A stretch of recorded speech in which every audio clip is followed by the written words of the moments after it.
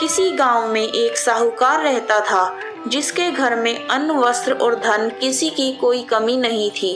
परंतु उसकी स्त्री बहुत ही कृपण थी, किसी भी भिक्षार्थी को कुछ नहीं देती, सारा दिन घर के कामकाज में लगी रहती।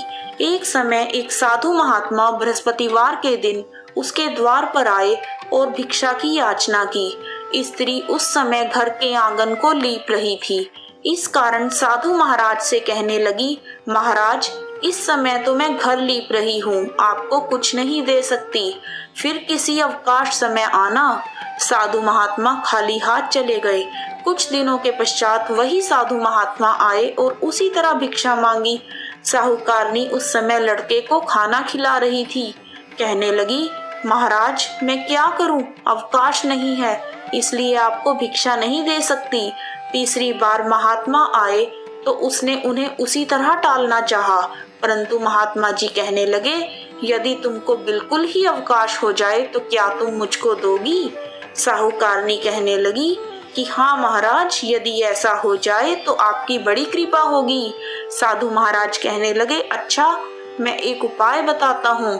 तुम बृहस्पतिवार के दिन सूर्योदय के बाद उठो और सारे घर में झाड़ू लगाकर कूड़ा एक कोने में जमा करके रख दो। घर में चौका इत्यादि मत लगाओ।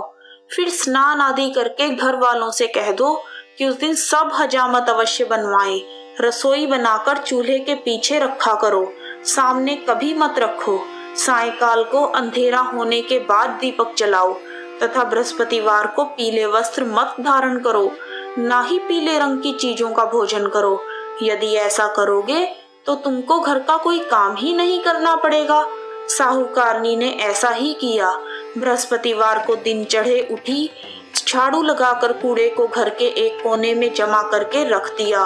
पुरुषों ने हजामत बनवाई, भोजन बनाकर चूल्हे के पीछे रखा। यह सब बृहस्पतिवारों को ऐसा ही करती रही। अब के बाद उसके घर में खाने के लिए दाना न रहा। थोड़े दिनों में महात्मा फिर से आए और उन्होंने भिक्षा की याचना की, परंतु सेठानी ने कहा, महाराज, मेरे घर में खाने के लिए अन्न नहीं है, आपको क्या दे सकती हूँ? तब महात्मा ने कहा, जब तुम्हारे घर में सब कुछ था तब भी कुछ नहीं देती थी, अब पूरा पूरा अवकाश है, अब भी कुछ नहीं दे रही हो, तुम क्या चाहती हो वह कहो।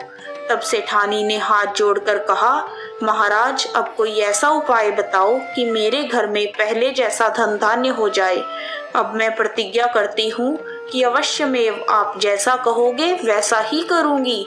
तब महात्मा जी बोले, बृहस्पतिवार को प्रातःकाल उठकर स्नान आदि से निवृत्त होकर अपने घर को गौ के गोबर से लीपो तथा घर के पुरुष हजामत ना बनवाएं। भूखों को अन्न जल देती रहा करो। ठीक सायंकाल दीपक जलाओ। यदि ऐसा करोगी तो तुम्हारी सब मनोकामनाएं भगवान बृहस्पति जी की कृपा से पूर्ण होंगी। सेठानी ने ऐसा ही किया और उसके घर में धन धान्य वैसा ही हो गया जैसा पहले था।